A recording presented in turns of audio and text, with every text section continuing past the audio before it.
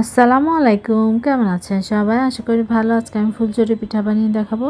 খুব সহজভাবে করেছি, দেখতেই পেয়েছেন। ভিডিও শুরুতে এটা কতটা ক্রিস্পি হয়েছে সেটা আর বলে বোঝানোর প্রয়োজন নেই। আপনারা যদি আমার রেসিপির A to Z ফলো করেন তাহলে আপনারা কিন্তু এরকম পারফেক্ট মুচমুচে এই পিঠাটি তৈরি করতে পারেন। খুবই অল্প উপকরণ দিয়ে তৈরি করা হয়, কিন্তু খেতে বেশ মজা। এটা কিন্তু চিটাঙের মানুষদের অনেক পছন্দের একটি পিঠা। এটা কিন্তু চিটাগাঙে সাজ পাক্কন বলে।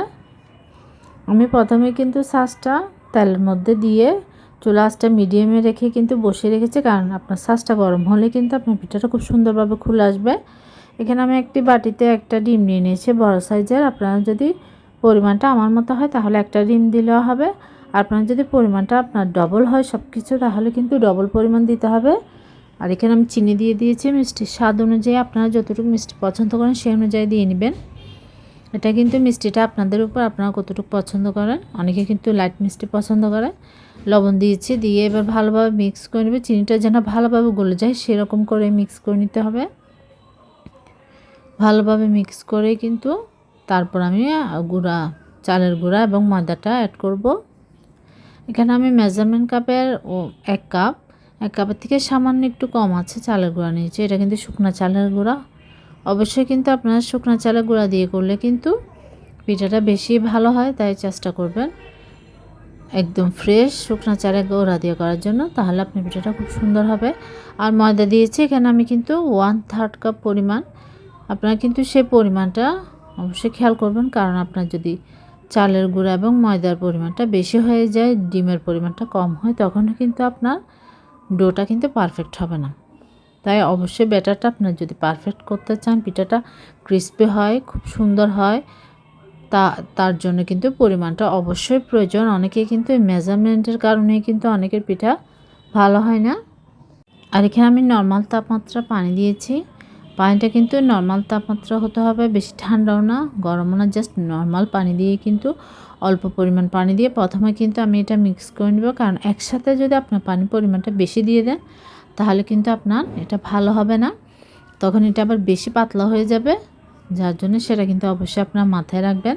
আপনারা কিন্তু অল্প অল্প পানি দিবেন আর মিক্স করবেন। এভাবে করে কিন্তু কনসিস্টেন্সিটা আপনারা বুঝতে পারবেন, না হয় কিন্তু আপনার পিঠার ব্যাটারটা ভালো হবে না, সেটা কিন্তু আমি বারবার বলছি। দেখুন আমি কিন্তু অল্প অল্প পানি দিয়ে কিন্তু করছি। আপনাদের বোঝার সুবিধার্থে কিন্তু আমি প্রতিটা ধাপে ধাপে বুঝিয়ে দিচ্ছি। এভাবে যদি আপনারা আমার রেসিপিটি ফলো করেন তাহলে আশা করছি আপনারা কিন্তু বাড়িতে খুব সহজে কিন্তু পিঠাটা তৈরি করতে পারেন। অনেকে কিন্তু পিঠা ক্রিস্পি হয় না বা পিঠার ছাঁচ থেকে পিঠাটা উঠে আসে না, যার জন্য কিন্তু পিঠাটা বানাতে ভয় পায়। তাই আপনারা একবার হলো আমার রেসিপিটি ট্রাই করবেন। আশা করছি আপনাদের এরকম মেজারমেন্ট কাপে দেখতে পাচ্ছেন আধা কাপ পরিমাণ পানি আরও বেঁচে গিয়েছে। এখানে আমার 1 কাপের থেকে আধা কাপ পরিমাণ পানি লেগেছে, আরও আধা কাপ থেকে গিয়েছে। সেটা কিন্তু আপনাদেরকে আমি বুঝিয়ে দিলাম। আমি কিন্তু মেজারমেন্ট কাপের 1 কাপের নিয়েছিলাম। পরিমাণটা কিন্তু কম বেশিও হতে পারে, সেটা কিন্তু অবশ্যই আপনাদের বুঝতে হবে।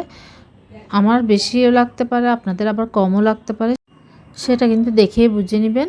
দেখতে পাচ্ছেন আমি কিন্তু প্রথমে ছাঁচটা নিয়ে পিঠার তেল থেকে ছাঁচটা উঠিয়ে আমি এটা ডিপ করে এবার তেলটা কিন্তু আপনারা চেষ্টা করবেন 2টা চুলার মধ্যে দিয়ে, একটা চুলাতে আপনারা ছাঁচটা ডুবিয়ে রাখবেন তেলের মধ্যে মিডিয়াম আঁচে, আরেকটাতে কিন্তু পিঠা ভাজবেন, তাহলে কিন্তু আপনার খুব সুন্দরভাবে হবে।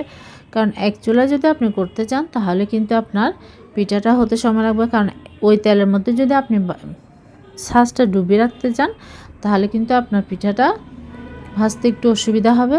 যার জন্য কিন্তু যাদের একটা চুলা তারা কিন্তু আপনারা ছাঁচটা কিন্তু তেলের মধ্যে ডুবিয়ে রাখতে হবে, না হয় কিন্তু পিঠাটা ভালো হবে না ঠান্ডা হয়ে গেলে। দেখুন মাশাআল্লাহ আপনারা দেখতেই পেয়েছেন কতটা সুন্দরভাবে ছাঁচ থেকে কিন্তু পিঠাটা খুলে এসেছে। এটা কিন্তু তেলে থাকা অবস্থায় কিন্তু একটু নরম থাকবে, এটা নিয়ে ভয় পাবেন না। পিঠা তো নরম হয়েছে মনে হয়, শক্ত হয়নি, ক্রিস্পি হয়নি, এটা নিয়ে ভয় পাবেন না। তেলে থাকলে কিন্তু পিঠাটা নরম থাকবে। যখন আপনারা তেল থেকে উঠিয়ে নেবেন তাহলে কিন্তু আপনার পিঠাটা ক্রিস্পি হয়ে যাবে। আর চুলা আঁচটা কিন্তু মিডিয়ামে রাখবেন, কারণ তাড়াতাড়ি যদি আপনি চুলা আঁচটা হাই রাখেন তাহলে কিন্তু এটা কালারটা তাড়াতাড়ি চলে আসবে, কিন্তু ক্রিস্পি হবে না। ঠান্ডা হওয়ার পর এটা একদম নেতিয়ে যাবে, নরম হয়ে যাবে। আপনাদের বোঝার সুবিধার্থে কিন্তু আমি আবার আরেকটা পিঠা করে দেখাচ্ছি। দেখতে পাচ্ছেন মাশাআল্লাহ করে আমার প্রত্যেকটা পিঠা কিন্তু খুব সুন্দর হয়েছে। প্রত্যেকটা পিঠাই কিন্তু ছাঁচ থেকে ছুটে এসেছে, আমার কিন্তু একটুও কষ্ট হয়নি। এটার কিন্তু মেন কারণটাই হচ্ছে এটা আমি অন্য চুলায় কিন্তু আমি তেলটা বসিয়ে রেখেছিলাম, তার মধ্যে ছাঁচটা দিয়ে রেখেছিলাম একদম মিডিয়াম হিটে রেখে, লো হিটে রেখে। কারণ আপনার ছাঁচটা যদি গরম থাকে খুব সুন্দরভাবে পিঠাটা খুলে আসে।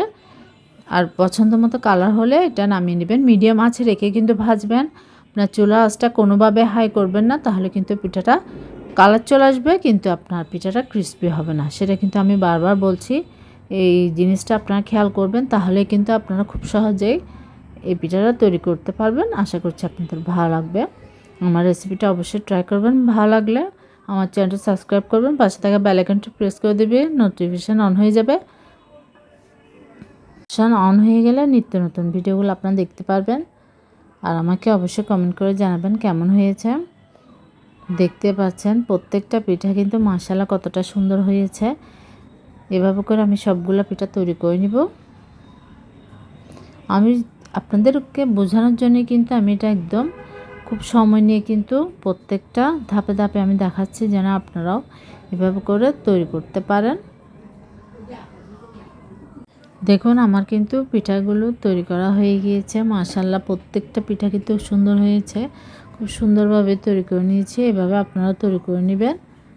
আপনারা লুকটা দেখে বুঝতে পারছেন এটা কতটা ক্রিস্পি হয়েছে। আর আমি কিন্তু এটা দেখিয়েও দিয়েছি। আশা করছি আপনাদের ভালো লাগবে। আর ভুল ত্রুটি সরি। আল্লাহ হাফেজ, আসসালামু আলাইকুম। সবাই ভালো থাকবেন।